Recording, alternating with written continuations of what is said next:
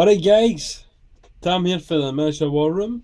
One of you guys commented on a video I done asking me to give you a quick review of my airbrush extraction unit, which I've been meaning to do anyway because it's a new, I've only had it for about a week or something. So I'm basically just going to run through how it works, what I think the build quality is like.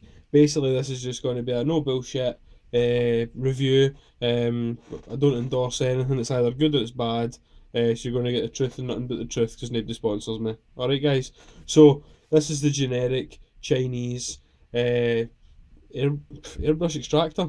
Alright, basically, it's a box that folds up with a fancy fan in the back of it, with a big filter like you get in a hob extractor unit, and a big massive flexi hose that you can point out the window. That's basically it. Pretty simplistic. You can make these basically using a big Tupperware, kind of like storage tub with the top corner cut out. You can put in a PC fan, like something quite big, like a big PC fan that's going to be silent, and then I suppose you could slap some filters on it and just attach a hose to the back and put it out the window. A lot of work, a lot of hassle. Maybe if some younger players out there have got plenty of time in their hands and they don't have any kind of cash or that, then aye, by all means, guys, be creative. Personally, I can't be arsing about with that kind of thing, because I'd rather just, they're not mega expensive. I think I paid like 60 quid for this, and to be fair, I actually think it's quite good. I think it's really good quality for money actually. I have no doubt at all that Iwata or Badger or any of these other big airbrush companies could slap their logo on it and get at least 150 quid, $160, something like that, for one of these products. So yeah, I'm just going to run through it quickly, guys. So this is the main unit here, okay? Now on the side, I'm going to move this camera and let you see a wee bit better. So on the side here, on the side door, you have got your power cable. I'm not going to pull it out because it's actually a bit of a bugger to get it set up where I have it. So there's a wee power cable there, and your cable works on like a reel. Okay, you can tell that it's, you can tell it's no a product that's worth £400 because you can tell the reels it doesn't feel smooth as it should be. Let's face it, guys. Once it's on your workbench, you're no caring. There's a wee cut out in the back there, so when you bring the hose out, you can actually shut the door again, like that. Okay, that's that done. If you have a wee look in the back, now you've got the option. If you're going to carry this about you don't actually have to put this flexi hose on the back here. But basically, anyway, it's just fitted with a big rubber grommet and a Jubilee clip, just holding on to the back. It's fixed onto the back with 4 screws, so just like that. Okay. Now, if you're going to fit this, there's actually a grill. There's a wee fan in there, right? Usually there'll be a grill on front of it. Now, that comes off if you want to fit this. If you're fitting this, it's 4 screws in each corner. Take them off, take the wire grill away, put that in its place, tighten them up. That's it. Alright, so that's the back of it. You've got this button here. This is the release for the cable. So if you've got the cable right out and you want to retrieve it, just hold that in and the cable will zoom back in, right? Flexi hose, there's not really much to say about it, guys. It's a bit of plastic that extends when you pull it. Probably need 2 hands just to extend it out, but I'll just show you what I mean. Just like that. Alright. And the tip of this is flat, so you can jam it in a window or in a door. Alright, so that's the advantage of that. There's no leaks or anything round here, or at the rubber grommet at the back. But what I've actually done is, I have actually sealed them because I don't move mine, so it's just going to stay where it is. So what I've actually done is in the inside here, it's all glued and sealed with I don't know if you guys are familiar with it, but I think called PTFE tape. It's a plumbing tape. Plumbers use it for compression fittings and copper piping and things like that. Basically, I just wrap some of that around there, and all it does is give you a better just a better seal, because it actually twists in, it's got a thread, the pipe's threaded to this, so it actually just kind of turns on. I suppose if you want to get really technical, you could put Loctite or something on it, but you know, let's face it, you're not going to lose any great flow. It's not a mega powerful fan, it's just powerful enough to get it away from your nose and your mouth. I must say, guys, I have noticed a massive difference. Usually if I spray in here, I need to dust this room 2 or 3 times a week, because everything's just covered, man. But with the extractor unit, it's just all outside straight away. Don't get me wrong, it's still got a wee fine mist here and there, but it's a shed load better than what it was before, guys. So I've looked at the hose. So basically, when you're using that unit, that'll just extend right out and pop out the window, right?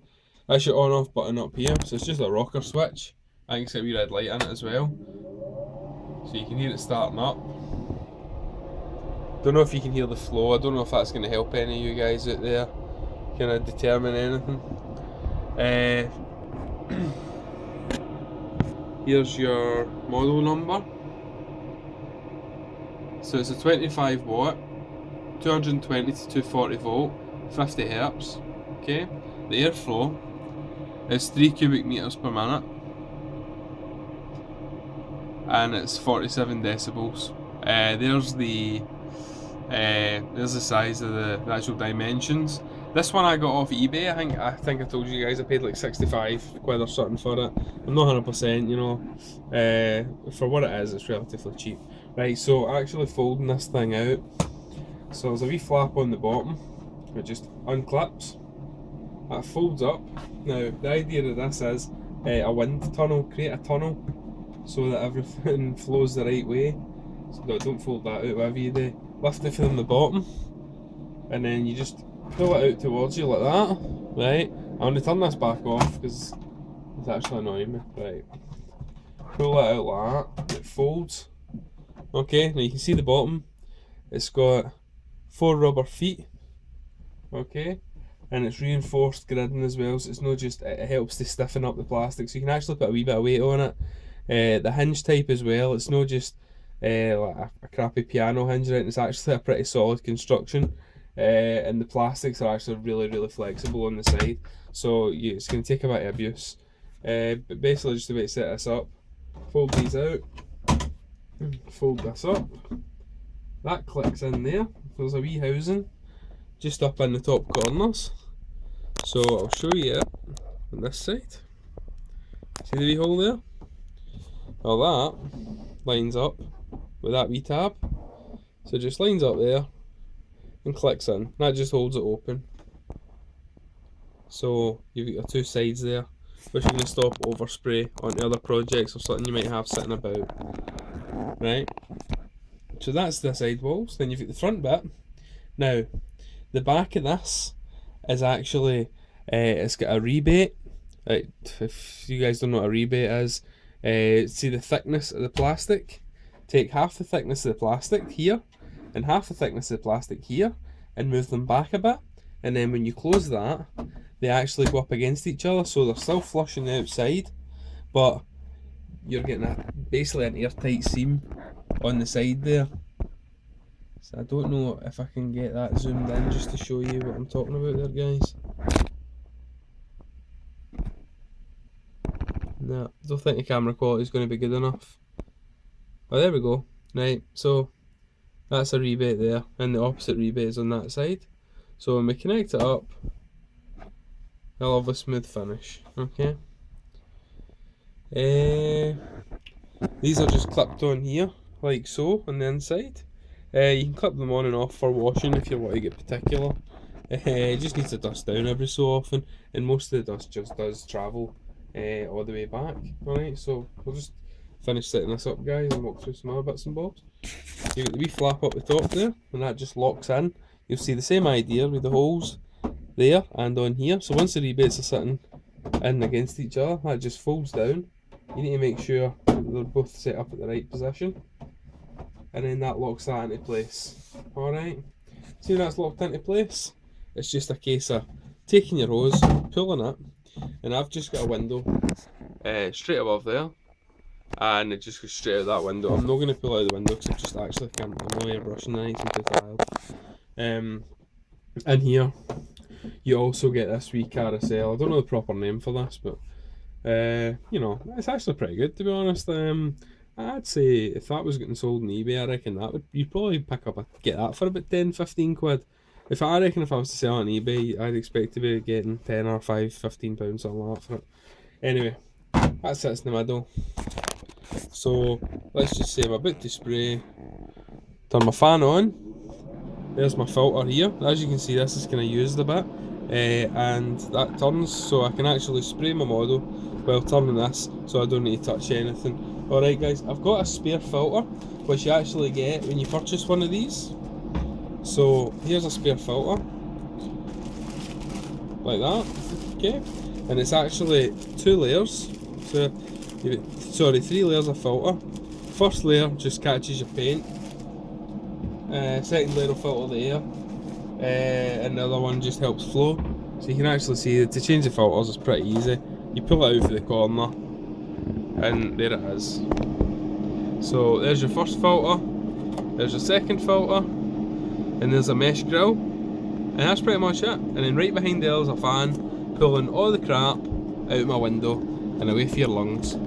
Guys, when you've got something like this, I still recommend using a respirator when you're spraying, because there's some pretty nasty shit in the paint that you spray. To be honest, you'll get away with a simplistic thing at the pound shop or the dollar store or wherever you go for your stuff. Any like Home Depot or B&Q, these kind of places. Just a simple thing like this. Alright, you can check. If you go to the standards numbers on the bottom of these masks, you can check what they're rated for as well. So that's something, if you want to be really particular, really protect yourself, you can check all this. I actually stood here and sprayed a can of spray paint, and it was just good straight out the back there, so it's really good. But there's always the kind of smell kicking about and things. If you're going to get yourself a mask, make sure that it does have that wee filter in there. The cheaper ones are just fully meshed, and they're basically just for dust.